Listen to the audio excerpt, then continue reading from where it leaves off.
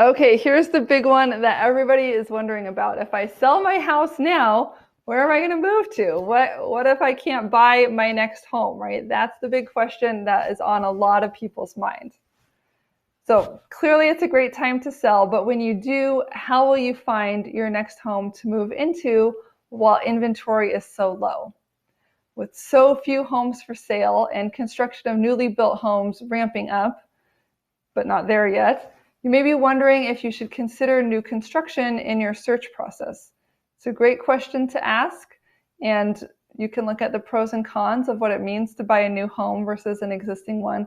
But here are a few things to consider when making your decision.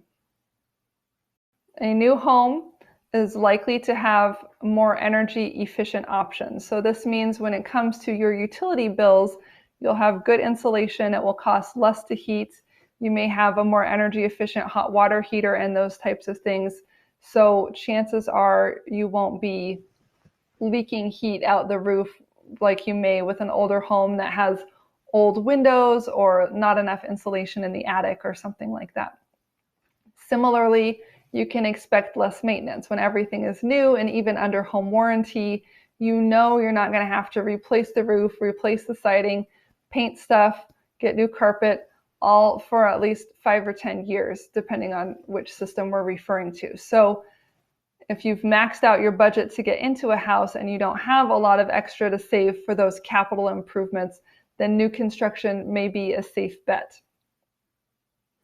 Another nice little perk that new construction homes have is customization. If you get there early enough in the process, depending on which builder you're working with, you may be able to do things like choose what color cabinets you want, choose the tile, choose the carpet within a set number of options that the builder makes available.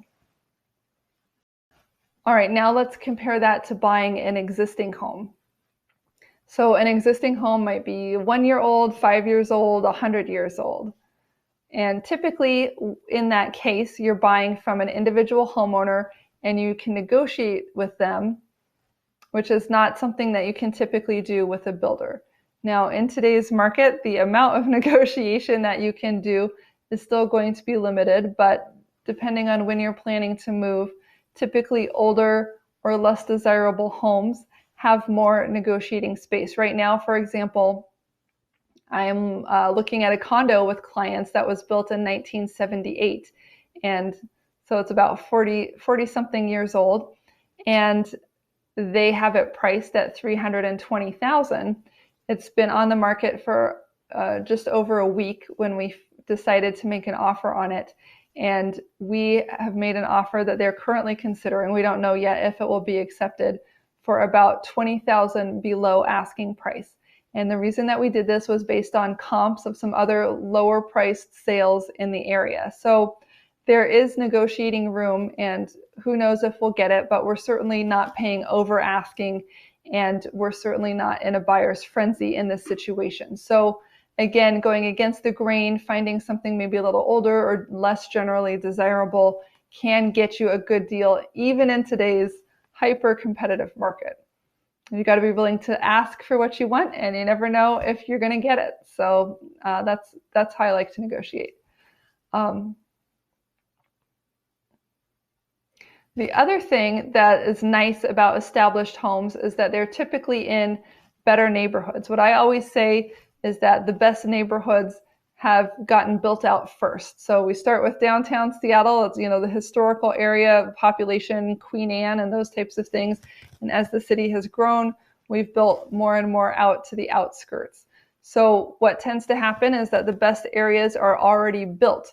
And if you wanted a brand new construction home in Queen Anne, there aren't as many of those as there are older historical homes. So you kind of have to see what's available in the neighborhood where you want to purchase. A third thing to take a look at with these existing homes is just the timeline factor. Sometimes with a new construction home, it's going to take a while for it to be built, and you have to buy it in advance and wait for it to be completed. So depending on when you'd like to move, that may or may not work for your timeline. And so that's just something to look at. Every builder does it differently. Either way, whether you want to look at new construction or existing homes, they are both great options. They both have their pros and cons, and every buyer will have kind of a different weighting on how they evaluate the different variables there. So if you have questions or you want to know more about the options, let's talk together so we can work out a plan that you feel confident with for searching for your next home.